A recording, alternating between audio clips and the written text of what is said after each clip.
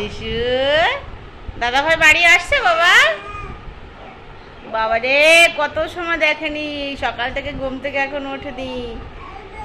যখন দাদা ভাই স্কুলে গেছে রিশু ঘুমিয়েছিল, তাই না বাবা? কত খুশি রে রিশু। রিশু রিশু চান ধান করে খেয়ে দিয়ে আসছে, এখন ওর দাদা ভাই চান করবে। কেবল স্কুলে আসলো, মর্নিং স্কুল হচ্ছে তো 12:30 নাগাদ চলে আসে স্কুল দিয়ে। তো এই যে স্কুল থেকে আসলো, এখন এখন একটু কিছু খেয়ে নেবে স্নান ধান করে।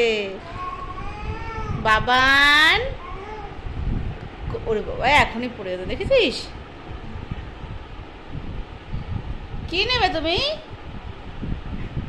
আসো এদিকে আসো, যাও। ঘুম পেয়ে গেছে, এখন ওকে আমি ঘুম পাড়িয়ে দিই। ঠিক আছে, ঘুম থেকে ভাত খাবো না আমরা? হ্যাঁ রিশু, রিশু তাকাও, ও এখন দাদাভাইয়ের সাথে খেলতে ব্যস্ত আছে। দেখো আমি রান্না বান্না করে শেষ করে আসছি, আর এ উঠে গেছে। এখন খাবো কি করে? তো এই যে ভাতের থালা নিয়ে আসছি, রূপেশ আর আমি একই সঙ্গে খেয়ে নেবো। সয়াবিনের তরকারি আর ভাত, খালি আর কিচ্ছু বানাইনি। বাবু ধরে না, তো এখন রূপেশ একে ধরে থাকবে আর আমি রূপেশকে খাইয়ে দেবো, আর আমিও খাবো। ধরো এদিকে আসো রোজা। ভাত মাখানো কমপ্লিট, এই যে রূপেশকে খাওয়াবো। নে আয়,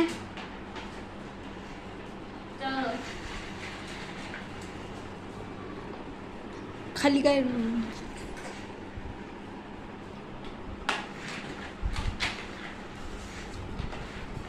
দেখিস কুদো না খায়। চলো আমরা খাওয়া দাওয়া করে নিই, তারপর আবার তোমাদের সাথে দেখা হচ্ছে। দেখো দেখো প্রথম দিন গাড়িতে, প্রথম দিন মোটে চালাচ্ছিল না, আর আজকে কি স্পিডে চালাচ্ছে গাড়ি। দুদিনও হয়নি। কি করছো তুমি এটা? দুষ্টু, দেখো ঘর দিয়ে বেরিয়ে যাচ্ছে। ছেড়ে দে ছেড়ে দে। বল কই তোমার, বল কই?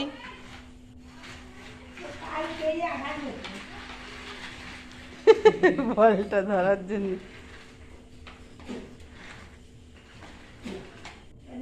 কই, বল কই? বল বল দুষ্টু বল।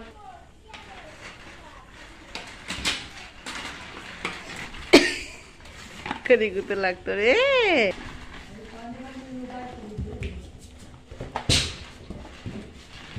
কি দুষ্টুমি করে বেড়াচ্ছে রে দুষ্টু।